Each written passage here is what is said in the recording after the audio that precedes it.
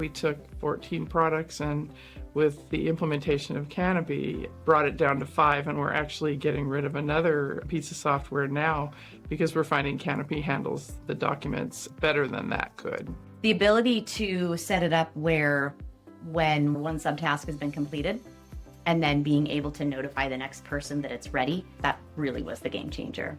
Throughout the heavy tax season, our Canopy automations carried us through, and figuring out where we were in each of the tax returns, we had statuses that were automatically updated as we went through each workflow. They appreciate having regular communication that we've been able to build in, the portal on their phone, whether it's a client request or documents that they've uploaded. It really makes it transparent for the clients to know where things are at and to be able to have that communication with us really easily. We just took inventory of how we could use the tool, what it would be replacing, and because it is apples and oranges, you're not just carrying over the same processes over.